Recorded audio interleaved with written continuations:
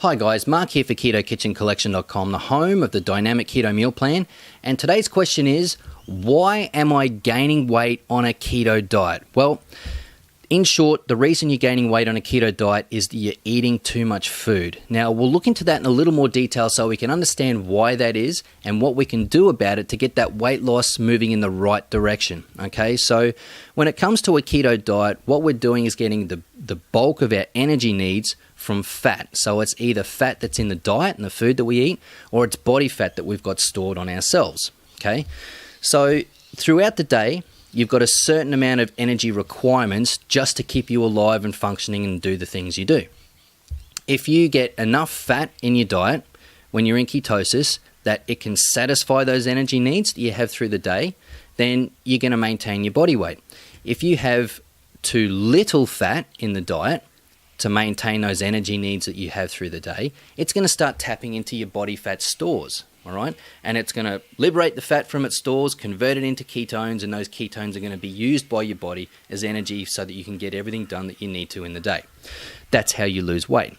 If you put too much fat in the diet, or too much food in the diet, or you increase the protein too much in a keto diet, generally if you just eat too much, but predominantly too much fat, you're not going to be tapping into those fat stores because you're covering all your body's energy needs with the fat you're getting in the diet. So what you need to do is reduce the amount of fat that you're taking in, reduce the amount of calories overall that you're taking in, so that your body's forced to tap into your body fat stores to get the energy needs satisfied that you'll have from day to day. So how can we do that? What's a good plan of attack? What's a good plan of action that you guys can take in order to make sure that you get that weight loss moving in the right direction? Well, you can increase your body's energy requirement through the day by adding in some exercise.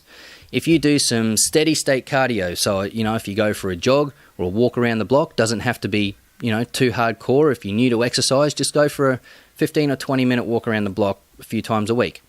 Start jogging, cycling, rowing on a rowing machine, do some swimming, whatever it might be. That's going to increase your energy requirement throughout the day.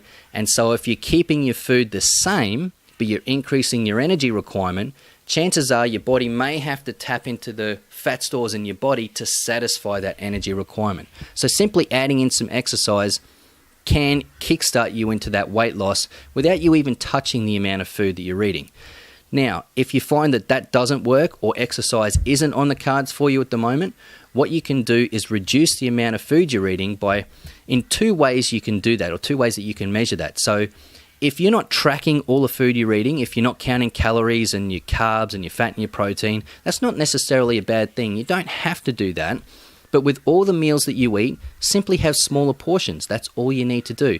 If you normally have, if you make scrambled eggs and sausages for breakfast, which is completely okay keto food, instead of having 4 eggs in your scrambled eggs, have 2 or 3. Instead of having 2 or 3 sausages, have 1 or 2. Whatever it might be, just make the portion sizes smaller and do that for each meal. That way you're going to be eating less, you'll be taking in less energy. Your body will still need that, generally speaking, your body will still need that same amount of energy, so it'll start tapping into your fat stores to satisfy that need, and you'll lose weight and you'll get thinner. Okay?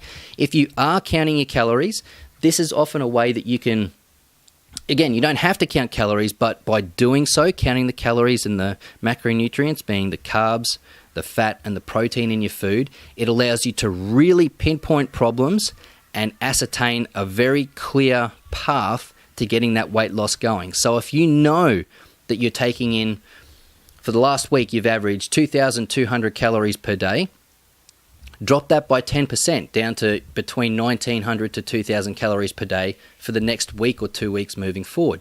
You can really fine-tune things when you're tracking the calories, okay? And I'll tell you how you can do that in just a moment. Go for a week or two, whether you've either just made smaller portion sizes, which isn't quite as accurate, it's a bit harder to track things, or drop your calories by 10, maybe 15%, and go for a week or two on that smaller amount of food, regardless of how you do it. See if you're starting to lose weight. If you're not, you can drop it down another 10% calories. So go from 1,900 to 2,000 calories a day, down to say 1,700 to 1,800 calories a day, and test that for a week or two. Eventually, you will start to lose weight. You can't just keep dropping calories and your weight stays on. That's not how the body works, guys. It doesn't matter what people tell you about insulin sensitivity and your hormonal profile and all that sort of thing. If you drop calories enough, if you eat a little enough amount of food, it may not always be the healthiest thing for you if you drop calories super low, but if you drop calories enough, you will lose weight. But do it in a structured manner. Don't just halve the amount of food you eat. That's going to be detrimental to your health. Do it in a staged process. Make your portion sizes 10 or 20% smaller. If you're counting calories, make it 10 or 15% calories less for the next couple of weeks going forward, and just see what your weight does. If your weight starts to drop when you've removed 10 to 15% of calories from your daily food intake, fantastic. Mission accomplished. You're back on your way to losing that weight. So at the end of the day, guys, the primary reason you're not losing weight on a keto diet is that you're eating too much. For 99.9% of you out there, it's because you're eating too much. So guys, I hope that's helped you out and cleared up that question quite definitively for you. If you do have any other questions or queries with regards to that specifically, then please let me know. I have tried to keep things fairly basic in the answer to this question. There are a lot of other extenuating circumstances for different individuals depending on where they're starting from. If an individual is very overweight, sometimes they can have hormonal challenges, but for all intents and purposes, guys, that's probably not going to be you. So if you do have any other more technical questions, or if you think that your situation is outside of what I've discussed in this particular video, then let me know.